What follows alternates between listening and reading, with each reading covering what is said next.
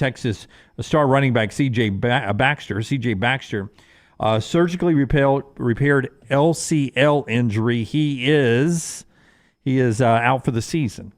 And that there are other running backs at Texas. They've recruited well. I just want your instant reaction to impact on Texas when it comes to playing in the college football playoffs and possibly winning a national championship. Well, I think it's a big deal. You know, Texas, if you go back to the semifinals against Washington, they were gashing Washington early.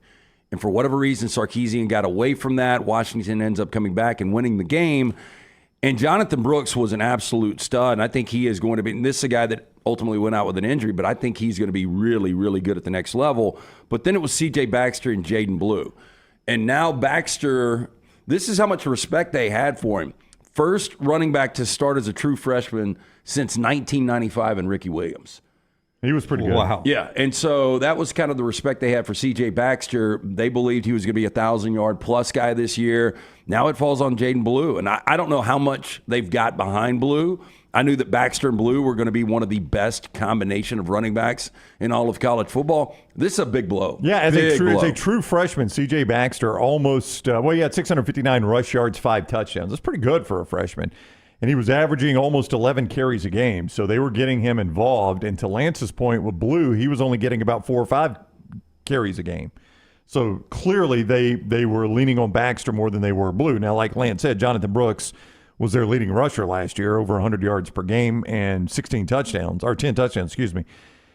So, I mean, if you look at it that way, Lance, if you look at what you lose in Brooks and Baxter, that's a lot of production that you lose right there. That C.J. Blue, or that Blue and whoever is next up behind him, they've got to fill. Yeah, Baxter and Brooks, I mean, it's basically 2,000 yards and 15 touchdowns. 15 touchdowns, 2,000 yards, and per game, 28 carries per game.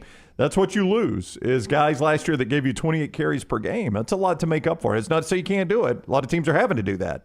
Yeah, Rexar, if you'll get me cut one, we had a chance to talk to Quinn Ewers at SEC Media Day, so I got something from him on the play calling that is Steve Sarkisian in just a second.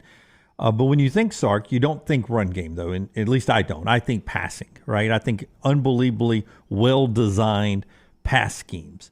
But just like with Kalen DeBoer, where you think passing first, both of these guys rely pretty heavily on a run game that the passing game frees up. 55% of the time, roughly 55% of the time, Texas ran the football last year. And that surprises me. I don't know about you guys. That surprises me. I think air Sark when I think of Steve Sarkisian. Here's his quarterback, Quinn Ewers, with us out at SEC Media Days, talking about just the play-calling genius that is Steve Sarkisian. So tell me, Sark, when he was in Tuscaloosa, I had a chance to talk with him some. He seems like one of those beautiful mind guys that when he's looking at X's and O's that he sees these things floating in the air. Like when he's on a whiteboard, how impressive is he at drawing up plays and even during the game? I mean, yeah, that's what he does. That's why he gets paid the big bucks, right? Yeah. Y'all probably saw his contract. Oh, yeah. But no, I mean, just, he says, I mean, it's like getting a PhD in quarterback play. Yeah, being under Coach Sark, he's been a coordinator for Pete Carroll and he's been a coordinator for Nick Saban, and so he knows what it's like to lead teams, and he's seen, those two great leaders lead teams to national championships. So he knows what it's supposed to look like, and he knows what the standard's supposed to look like, and having him in the quarterback room and having him as my head coach, and he played college football and he did a great job at BYU, so he's been there, he's seen it all. And just having him on in the whole quarterback's room's corner it's unreal. There's nothing like it. That's why I don't panic so much, because I feel like Sark is a guy that can rearrange the chess pieces here and be okay offensive. Well, and look, and you got a top 10 recruiting class every single year, so you've got to have talent there. I mean, it's just guys that haven't played yet. But C.J. Baxter is, he is a borderline, at least potentially elite running back. So I do think it is a big, big loss. I would say and especially right now, you don't have proven receivers. And I was about to say, and Saturday, September 7th, you're going to Michigan. And I don't think Michigan is going to be overall as good as they were last year, but that was one of the best defenses we've seen in college football in quite a while last year. Yeah, and I could see Michigan completely say, you know what, you're not going to run the football. It's going to be all on Quinn Ewers. Yeah, and I mean, so you're got to find the answers quick. Was my point. This is not something you can tiptoe into. Week 1, they get Colorado State. You got to have the run game nailed down because Michigan. I mean, they still play Georgia. They play Oklahoma. It's not going to blow me away if Michigan's the best defense they face all year. Now Georgia's might be.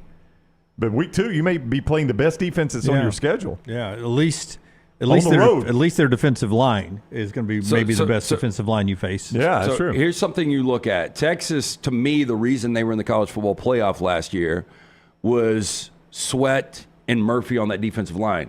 Those guys are gone. Now you lose your 2 top running backs and your top 4 wide receivers.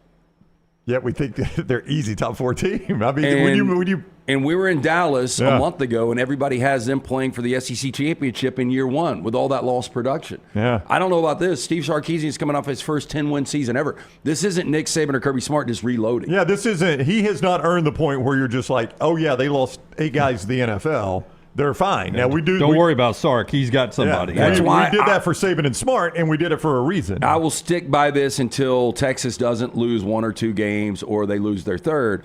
But I think they're 9-2 rolling into College Station to end the season. Yeah, you've said that all summer, even before this injury. Yep. You have said you think that game at College Station could cost them a spot in the playoffs. And I get the feeling you think it is going to cost them a spot in the playoffs. I mean, I think Texas is probably 1-2 point favorite. Oh, what a fun night that'll be.